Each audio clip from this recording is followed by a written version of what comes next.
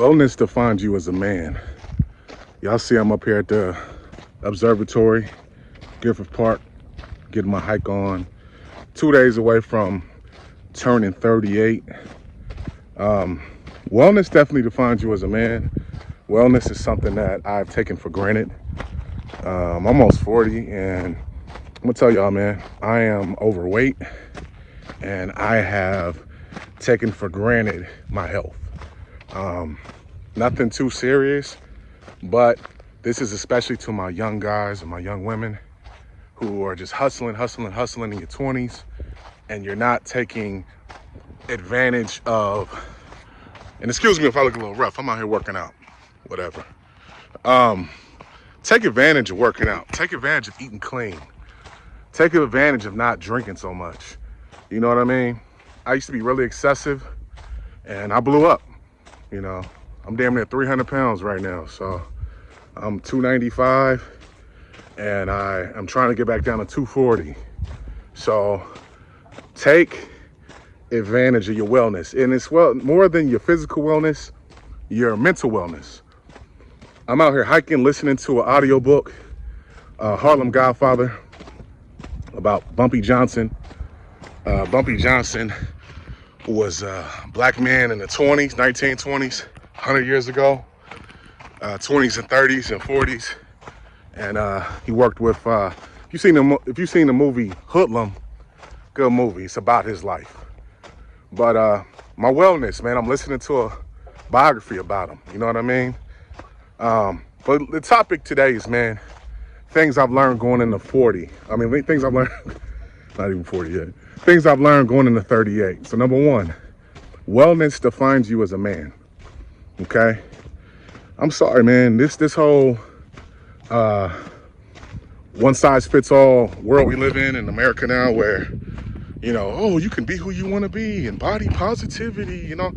Nah, bro, I know that body positive shit is like real popular amongst the women, but look, man, when you fat, people look at you a specific way.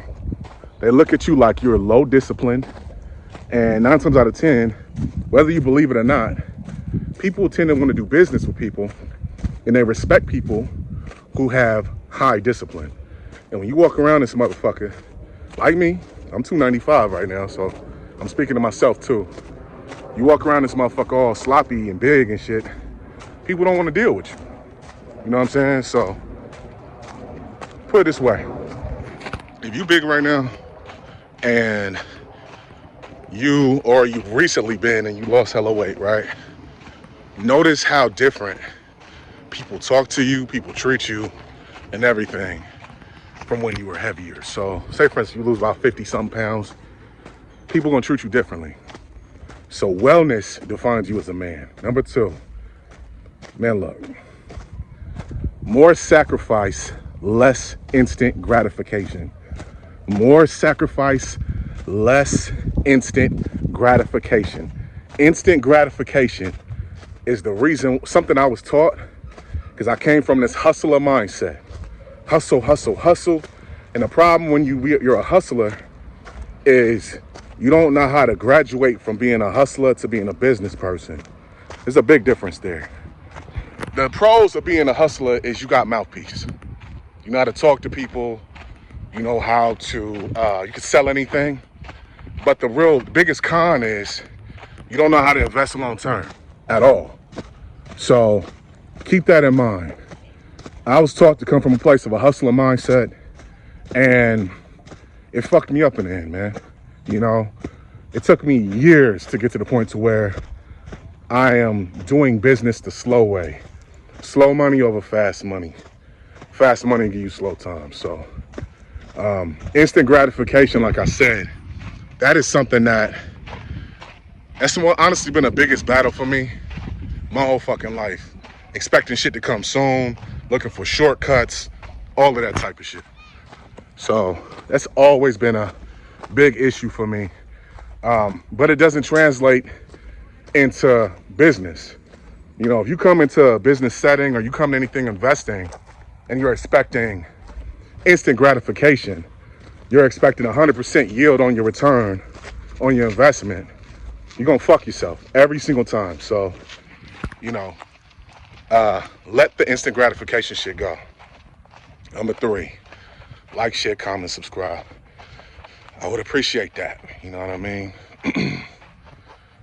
And let's see, the next one, number 3, I got for y'all.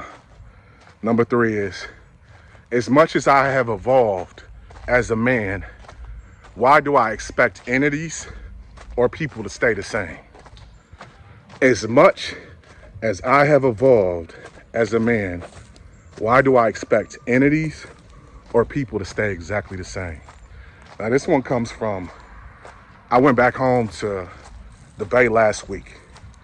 And, you know, I went to, and I mind you, I haven't lived in the Bay since 2009. It's been a long time. And when I was out there, I was asking people about, you know, staples, certain restaurants that I used to go to. You know, Everett and Jones Barbecue being one of them. Nation's Burger. You know, mainly Everett and Jones. And my aunt told me they fell off. You know, she said ever since the owner passed away, the food wasn't the same no more. And this has happened quite a bit, man. And it really kind of hurt my feelings, to be honest with you, because as much as you may move away, you might go somewhere else, you still want shit to stay the same. You still want shit to stay the same. I've been going away from home almost 13 years, over 13 years. And I'm still expecting Everett and Jones to be fired. I'm still expecting Oakland to be the same. I'm still expecting Frisco to be the same. But what you got to realize you get older, man, is as much as I have evolved as a man, entities and people will evolve too. So that's another one. The last one is this. Growing my network has changed my net worth. In the last year, I've joined a Discord channel. I started watching this guy on YouTube. His name is Anton Daniels. And my mindset this time last year was very different. I was very much on some pro-black shit. But the thing is, when you're pro-black, it's a lot of socialist norms around it. And you can't be a capitalist, a business person, and be on some blackity black shit. Now, I know for a lot of y'all watching me, you might be like, that doesn't make any sense. But, you know, my first business, Uncovered Third PR, when I first got into music, was specifically to do PR for independent artists. And what I learned is most people that you're trying to enlighten really don't give a fuck. So at the end of the day, I changed my network, and I've gathered a lot of cool people, met a lot of cool people on his Discord channel, and my net worth has changed dramatically. This year in particularly, I have started Pacific Vending and with Pacific Home Buyers. My revenue has gone up 15% just this year. So changing your network can change your net worth. So that means no survivor's remorse. You got to leave them niggas you grew up with that don't want to move, don't want to grow. And, you know, you got to change your net worth if you want to change your net worth. Now, if you already got people around you that's bossed up and want to grow with you, you already got people like that in your life, count your blessings, because I didn't have that. You know, most people I grew up with on some dusty nigga shit. Like, you know, they just want to hustle. And, you know, I try to put so many people on game with real estate wholesaling, and I'm just giving them the game for free. And if you know anything about having an acquired knowledge, for every 10 people you try to show, maybe only 2 of them will take to it. So changing your network can change your net worth. Now, my birthday's gonna be here in a couple of days, like I said, on the 22nd. You know, the trip home to the Bay was a little bittersweet, but it needed to happen. You know, I got a lot of shit going on in my family right now, but I'm learning that as much as I evolve, everybody's gonna evolve. Some people degenerate, some people get better. And, you know, if you could, man, send out a prayer for me and my family. My grandmother right now is going through severe dementia. So, you know, send a little prayer out there for us. I don't know how to deal with it, to be honest with you.